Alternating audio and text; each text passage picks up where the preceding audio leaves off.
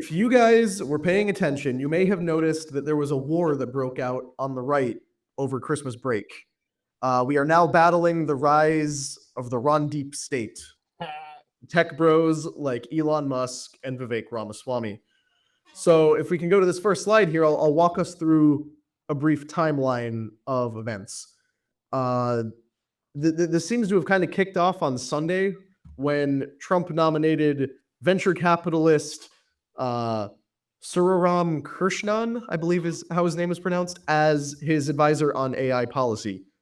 This did not sit well with certain factions of the MAGA base, particularly Laura Lumer, who spoke out aggressively against his nomination. And we don't talk about Laura Lumer very much. There's a lot of mixed opinions on her, even within our group of some people think she has interesting points, other people think she's nuts. But there did seem to be a very strong and immediate pushback against her, where it looks like she lost her verification badge, lost her ability to have subscribers on her X account, and had a bunch of other top-down consequences right now. I think 12 hours of locked out yeah. account or something. Right? Yeah. Lost followers, lost basically the ability to be monetized on X. And it seems like that came from the highest levels because she was running up against Elon Musk and Vivek Ramaswamy and various other people who are now not only high-ranking in the tech and business world, but also influential in the government, the incoming Trump administration. That's what she says. That's what she says, of course. And this is allegedly, but there have been people looking into it, and it seems like it did happen at that time. It's just unclear of where that came from. And of course, as I mentioned, it's Laura Lumer, so make of the allegation whatever you will. But what it did is ignite this massive debate over the H-1B visa system that has really divided the right. That everyone was very unified behind Trump, and there was a lot of momentum there. And this one issue seems to have kind of started to expose some cracks. So if we can go to this first picture, so this is the guy who was nominated to the position. He, of course, is very much in favor of the H-1B visa system. He's a longtime advocate for immigration reforms that emphasizes merit and aims to streamline the green card process for skilled workers from countries like India. Remember what I just read. Skilled workers from countries like India. That has become kind of the main focal point of this problem here. So if we can go to these tweets from Elon Musk, he was the first one to weigh in on it. And I'm sorry, go to the next one. Okay, here we go. We need more like double that number yesterday. The number of people who are super talented engineers and super motivated in the USA are far too low. Think of this like a pro sports team. If you want your team to win the championship, you need to recruit top talent wherever they may be. That enables the whole team to win. Elon compared the country to a sports team, and basically this whole thing is about recruiting top-tier, high performers who are intelligent, skilled engineers and other technical industries from other countries to come here and work for us. That didn't go over too well with a lot of the nationalist base of the MAGA movement and conservatives in general. But then it got a little bit worse when Vivek Ramaswamy weighed in the next day. And this was, I believe, on Thursday, right after Christmas. 2 slides over. Sorry. Well, yeah, there we go. So this is a very long post, but it's worth looking into a little bit because he's making the same argument that Musk was about the need for the United States to recruit top-performing immigrants to come be involved in our tech sector. Quoting from Vivek, the reason top tech companies often hire foreign-born and first-generation engineers over, quote, native Americans isn't because of an innate American IQ deficit, a lazy and wrong explanation. A key part of it comes down to the C word, culture. Tough questions demand tough answers, and if we're really serious about fixing the problem, we have to confront the truth. Our American culture has venerated mediocrity over excellence for way too long, at least since the 90s and likely longer. That doesn't start in college, it starts young. He goes on to explain that part of the problem is that Americans spend too much time venerating characters from Boy Meets World and Saved by the Bell, and they prefer the cool guys over Urkel from Family Matters. There's too much time spent, quote, chilling at the mall, fewer Saturday morning cartoons, more math tutoring, fewer sleepovers, more weekend science competitions, more books, less TV. And he's basically saying that because other cultures around the world emphasize performance and achievement more so than the United States does, we now have a huge deficit of talented people we need to recruit from abroad. And before I continue, let's get your thoughts on that sentiment alone right there. Oh, I shut actually, that. I got. I beat you to it. What do you mean you been into it? I'm an immigrant here, so I get to speak first, Brandon. All right, Huh? Connor, you decide. I picked you, Brandon. You're up. Go. All right, thank you. So Jeez, this is so racist. it's not you racist. Not gonna hear the point I make. I'm gonna be on the side of the immigrants here. So, listen. So, in India, 34% of Indian students major in STEM. In America, 16% of students major in STEM. And Indian parents are objectively better parents than American parents on average. Because we did an episode about this last year. Indian parents spend a ton of time trying to train their kids in things that matter. They're very intentional at what they do, how they set up their life. They study a ton. They limit meaningless things like, video games and TV. So they do a better job at preparing for life and things like this, basically. And I don't want to hear from people who are complaining about this being like a form of immigrants taking our jobs. Like, we've had 20 million immigrants just come here to be a straight up leech to society over the last 4 years. This program, it's less than 1 million people. Oftentimes it's really smart, talented people. And yes, there is a situation where they hire these people to pay them less. Like, they post jobs that are low level jobs on paper, but then they end up having them do like high level tasks. So that's something that needs to be addressed. But the main question is the bigger incentive for these companies to save money by underpaying these people, or is it to get the best talent? Because I think both things are happening at the same time. I think that there is a shortage of STEM talent in America, but also they are using loopholes to underpay these people. Humberto. No immigrant.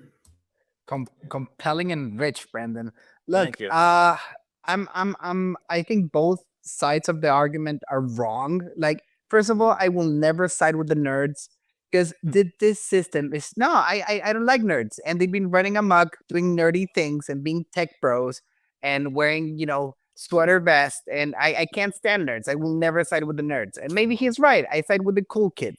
All right, this is what happens. Like, the way the H-1B visa works is so heavily, it's very heavy-handed on hiring nerds and finding nerds and bringing nerds to America. There's a bunch of, like, for example, if I want to, like, only big companies they have the means to afford an H-1B visa. But for example, as an American, if I want to like set a pizza place, okay, and I want to bring the top pizza guy from Italy, okay, I want to bring him to America to have the best pizzeria possible. There's no way as an American for me to bring the best pizza chef to my business. So all these H-1B visas, they're very heavy-handed to people that are great in the STEM fields, mostly Southeast Asia, mostly Asia in general. But for all other fields of society, like the arts, music, the other thing is there's a shortage of like skilled workers, actual skilled workers, plumbers. We don't have any plumbers. Electricians, we don't have any skilled electricians. He is right about the STEM here being a little slower. Like, for example, I was middle of the pack in math and STEM, and science back in Dubai or back in Chile. And as I work with people, I can tell that my math skills are like way above the American average. And I thought I was middle of the pack. Now, what I propose here, and this is why they're both wrong, because we can't let everyone in and we can't just let nerds in. What I propose, what I propose is what they do in the UAE. I think they have the best immigration system in the planet. Basically, a citizen will sponsor you to come. All right. So if I want to have the best pizza chef at my restaurant, I go like, okay, this is the best pizza chef. I'm gonna sponsor him here. It's my responsibility. If he gets in trouble, I get in trouble. He needs to have a job. He needs to have Social Security from my pocket. And the only thing that the government there does is they check him for STDs and other ailments that they want to bring in. and I'll check his criminal record. So if he Isn't that passes the Isn't that What? what companies already do with this? Isn't that what companies do? They hire you in order to get the status. You're hired by that company, and they're responsible for you in that sort of way. Or you're saying a specific person, like a foreign exchange student from high school or Mm, college. the thing is not at all like the government is very heavily involved in who comes in. They have a cap. They have special fields that benefits tech pros and engineering companies that can come in. Like for someone that is in the creative arts to come here, there's a few visas for performers and extraordinary people that are very hard to get. Um, but I think a sponsorship system will work the best. We need to get the government out of this thing.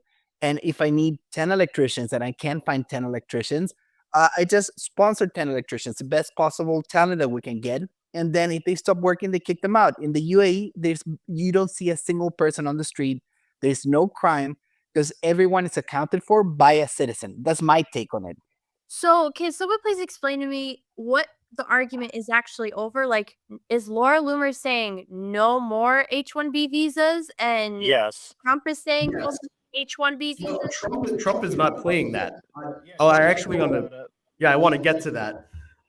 If you can go a few slides ahead to Trump's quote from 2016, where he. Okay, well, I'll mention these just while they're up. This is a lot of the responses from the more MAGA-based right-wing commentators, who are all very much against further H-1B expansion. And the crux of their argument is basically tech bros like Elon and Vivek have always made their profits by importing the people who are willing to work the longest hours for the least amount of money. So they're really not bringing in high performers. They're lying about the high performing thing. I don't know if Are they? I don't think they are. Yeah, because there's a lot, like, there's a real deficit in America of people that can do that stuff at a high, like 16% of graduates in America can do that job. 34% of graduates in India can do that job. So obviously there's going to be more competitive Yes. with Indian people doing that. And Well, that's but is a that small not number. is that not then the logic, or at least this is the argument against it, of if your education system is failing you to the point where you cannot produce people who are functional in STEM and not able to perform at these We levels. have people in STEM. We're increased over the past 10 years, Exactly. like So 34%. if we're teaching our own people, the preference should go to your own people. Yeah, but Our children, our education system is churning out idiots who can't do basic arithmetic. and that's on the Fix parents. that though, like, instead of importing a trillion Indians to go fix it for you. But that's the culture thing, though. Like the fact that we have the majority of our kids majoring in shit like liberal arts and gender studies, while India's like, no, the world needs STEM. We're going to major in STEM. I think that's the situation. And like, that falls on the parents, that falls on the culture. And there's no shortage. Like, there's not a big group of people who are unemployed that have STEM degrees in America. It's like, I looked up yesterday, like 2% of all people with STEM degrees don't have a job. So that's like, compared to the national average of all industries, that's minuscule. So it's not like there's a bunch of people who have STEM degrees that are trying to get a job that are American citizens. I do. Here, I definitely think we got to do an episode on STEM, but I don't shit on liberal arts either. But that's the thing. The American dream lets you pursue whatever you want. My parents, believe me, I had to get straight A's in school. I actually am in the I don't know what they call it, but I'm super high on Gifted. I could do math, I could do science, I could do all of that. I was a very good student. I was a straight A student.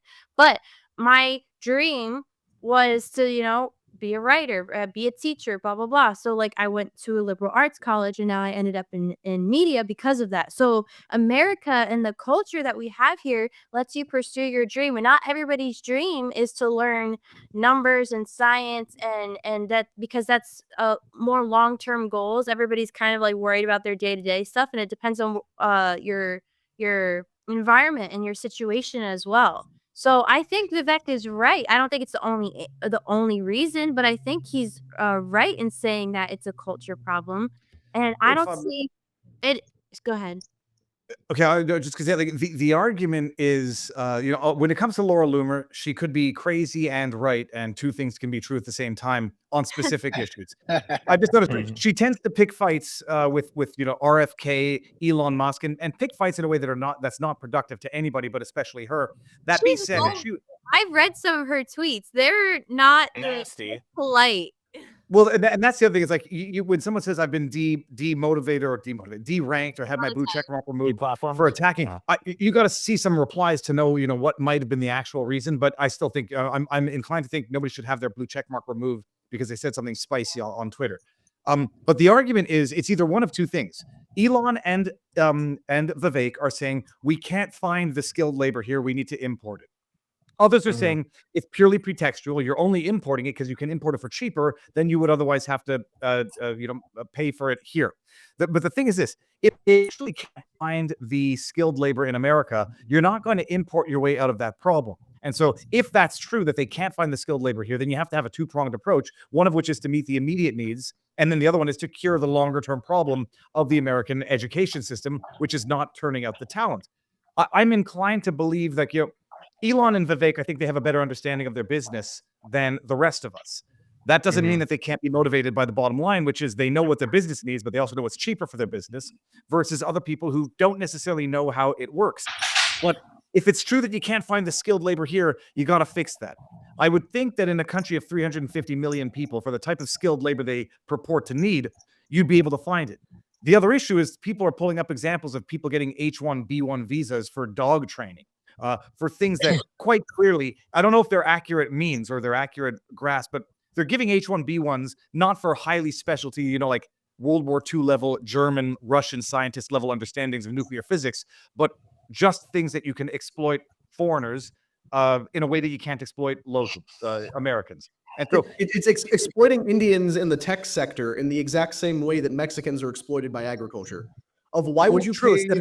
Why would you pay there's a much rare. Yeah, why pay white people a living wage to go harvest crops when you can get a guy fresh across the border from Mexico to do it for pennies? Why pay a white guy to work in the tech sector and educate him and fix the education system when you can just fly in a guy from India to do it yourself? Here's the thing. This idea that India is somehow sitting on this latent population of brilliant world-changing engineers, it's not really accurate, given that that's how look at how India is right now. That is not a population of high-performing people. It's not the No, but it's a only- 1.7 billion population. Yes. So, Right, so whether you're bringing them in for votes like the Democrats do with South American immigrants, or you're flying them in from India to work in the tech sector, how is that any different? What the tech industry is talking about. comparable. The people that are coming in illegally over the border and the people that we're doing with H-1B visas is not the same number at all. I don't know what the exact. And it's America first, not America only. Yeah, but It's you 700,000 America first fix the American problem. So look, Charmin, one distinction also that people really have to bear in mind is the H-1B visas are non-immigrant visas. When they're over, they go back. So it's not an illegal immigration issue, and it's certainly not what people are portraying it as, a replacement issue.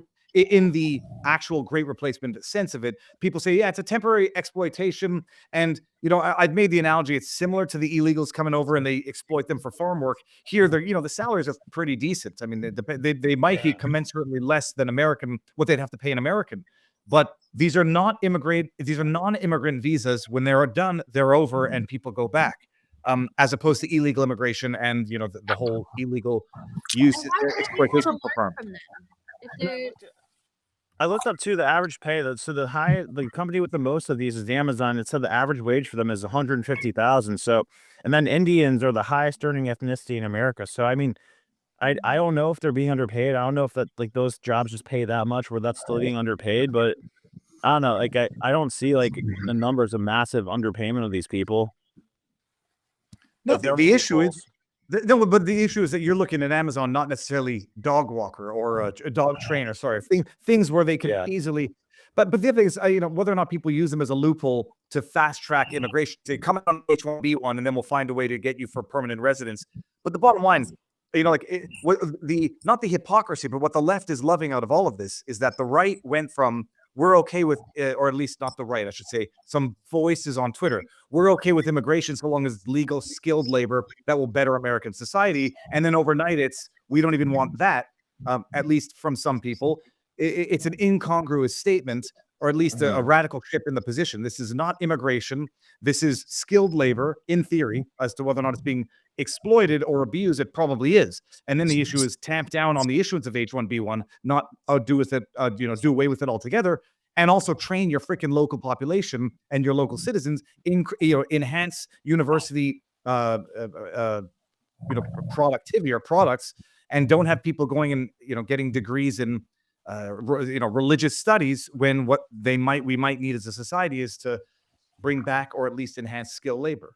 But the thing that part of the problem is that Final thoughts, Connors. specifically with countries like India and China and other Asian countries that are high performance STEM oriented cultures, what they are pushing for is to bring in uncapped levels. They keep talking about how, because the H-1B1 visas have caps on how many people can come from any particular country and in real time. They keep pushing for removing the caps on these very performance-oriented countries, and it's specifically different groups of Asians, because it's the stereotype of the Chinese family that's making their daughter stay up till 2 o'clock in the morning to study violin and learn to be a doctor, all in one go, while the American neighbors across the street are playing video games.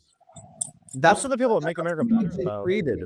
So the investment in America should be, okay, if we have a need for these things, let's cultivate it. But things like DEI-based college admissions actually drive out high performers in the name of diversity and equity, where, okay, we'll bring in a bunch of people with terrible GPAs because we need more racial diversity in school, and anyone who has valedictorian gets turned away from the top university, even if they want to be an engineer. So that's the kind of problem we fix at home, and it's not solved by bringing in an uncapped number of people from completely different countries to try to fix our problems for us. Because even if it's only temporary, there's no incentive to fix it as long as that solution is available. If you can do it for cheaper, what's the point? This is what capitalism is, though. If there's somebody else that's challenging you for that, how is America going to rise up to meet the standards if they're not challenged and they don't have this? I don't want to call it a threat, but if they don't have this challenger of these of foreigners that might be better in STEM or smarter or whatever, if we don't have that challenger and we're not pushed and they're not motivated to do better to meet those standards, then there's no impetus and everything just stays status quo. So why fix it if you could just buy them?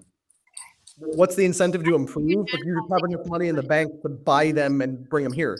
I think you're generalizing it too much. There's this idea that is often pushed by people on the right, and you hear these two lies, or I consider them lies, frequently repeated, that America is not a country, it's an idea, and America is a nation of immigrants. Neither of those things is really accurate.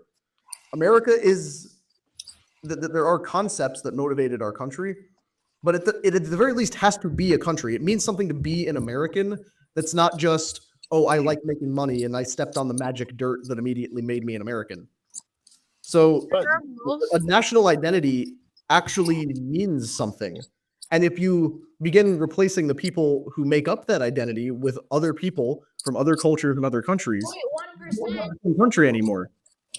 0.1%. So some immigrants straight up deserve to be Americans more than Americans. I'll trade a lazy piece of shit American who is not ambitious for a hungry, ambitious immigrant any day. There's so many Americans here who really don't deserve to be here. People who are born in America. I would deport the shit out of them all day, every day for somebody who's starving to succeed from another country. So I don't like the nasty shit I'm seeing online of oh, I don't want to be surrounded by Indians. If they're the best of the best, I don't give a shit. If they're the best people from another country, they're the smartest, they're gonna make things better. Then yeah, all day, every day. What we don't want is the leeches to society that are coming across the border to just extract from the system. So totally stupid to fixate on this. Fixate on getting rid of the 20 to 40 million illegals that are leeching off the system before we start talking about cutting off the system that brings high performers here. So if you like this clip, click right here. And if you want to see more like it, click right here. Stay angry, Patriots.